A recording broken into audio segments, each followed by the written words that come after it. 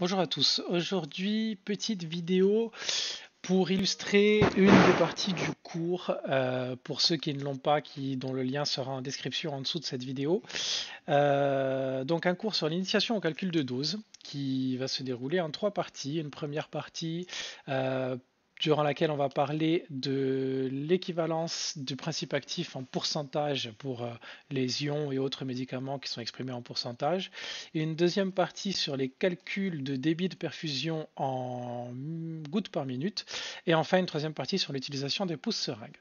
Donc cette vidéo illustre la première partie où on va parler équivalence, pourcentage et dose de principe actif dans un médicament. Donc, comme il a été dit dans le diapositive, certains médicaments peuvent se présenter sous forme de pourcentage, c'est-à-dire qu'on peut avoir du NaCl dosé à 0,9% à 10%, du KCl dosé à 10%, du glucose dosé à 30% et toutes sortes d'autres exemples comme ça. Le but du jeu étant de savoir qu'est-ce que cela signifie et quelle est la réelle dose de principe actif que j'ai dans mon ampoule en fonction de celle-ci. Alors je vais prendre un exemple concret parce que ça sera plus facile à comprendre. J'ai pris avec moi une ampoule de glucose. Donc quand on regarde l'inscription sur l'ampoule, que je vais essayer de vous montrer à peu près comme il faut ici. Donc on a du glucose à 30% et c'est une ampoule de 10 millilitres. Donc déjà, que signifient ces 30%? C'est extrêmement simple. Il suffit de le dire dans sa tête ou à haute voix. 30%, la dénomination est un peu transparente. Ça va signifier que j'ai 30 grammes de produit dans 100 millilitres.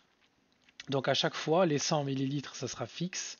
Quand c'est 30%, j'ai 30 grammes dans 100 millilitres. Quand c'est 10%, j'ai 10 grammes dans 100 millilitres. Quand c'est 0,9%, j'ai 0,9 grammes dans 100 millilitres et ainsi de suite. Donc si je prends mon ampoule ici de glucose, je vais écrire sur une feuille ou dans ma tête la chose suivante.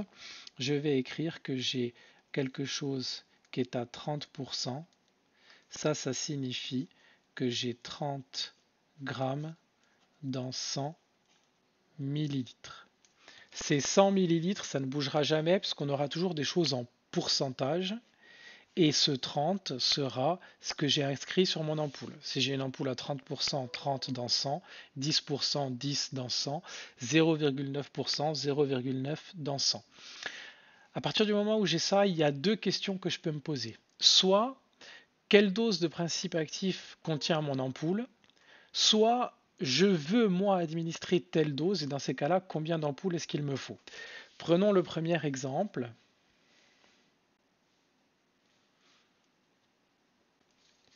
Combien contient mon ampoule?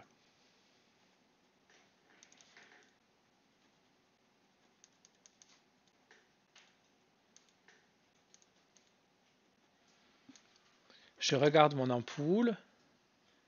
Donc c'est du glucose à 30%. Elle fait 10 millilitres.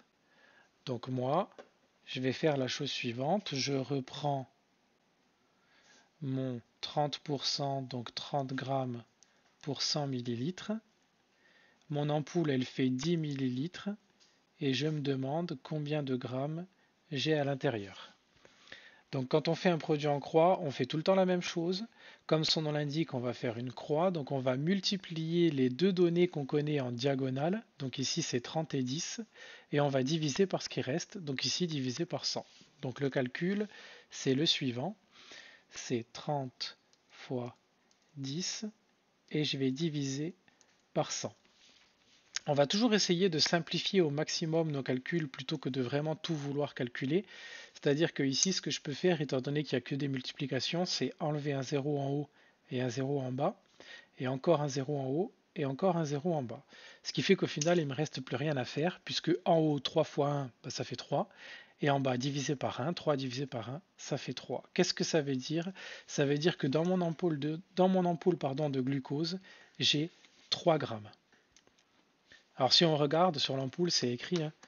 En fait, sur mon ampoule, il est bien spécifié que j'ai 3 grammes dans 10 millilitres. Mais même si ça n'avait pas été spécifié, avec ce petit calcul qui prend 5 secondes à faire, je retrouve la contenance de mon ampoule.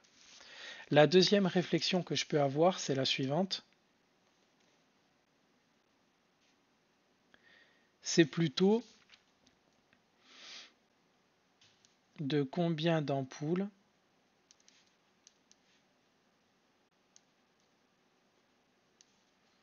ai-je besoin?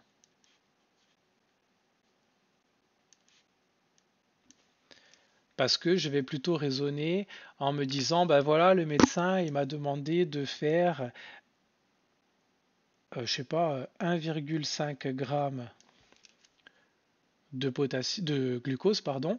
Donc du coup, de quelle quantité, de quel volume est-ce que j'ai besoin? Je pars toujours de mon ampoule, c'est-à-dire de mon ampoule à 30%, 30 grammes dans 100 millilitres. Et cette fois-ci, je dis, moi, je veux 1,5 g. Combien est-ce qu'il me faut de millilitres? Donc cette fois-ci, les deux données que je connais en diagonale, c'est le 100 et le 1,5.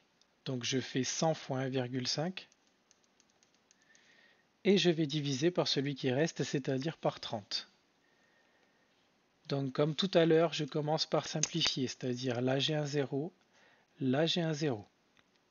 Il me reste 10 fois 1,5. Quand je multiplie par 10, je décale la virgule d'un rang vers la droite. Donc 10 fois 1,5, si je décale ma virgule, ça fait 15, divisé par 3.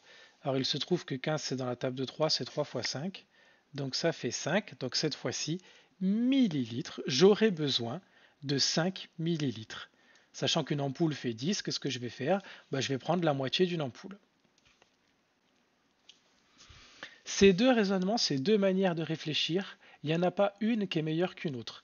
Certains préféreront réfléchir comme ça, d'autres comme ça. Aucune importance. L'essentiel, c'est que ce soit clair dans votre tête. On part toujours de notre ampoule, X%, X grammes, dans 100 millilitres. Et ensuite, soit vous allez vous dire, bon, j'ai une ampoule qui a une telle contenance, combien j'ai à l'intérieur et par rapport à ma prescription, je vais en déduire le nombre d'ampoules.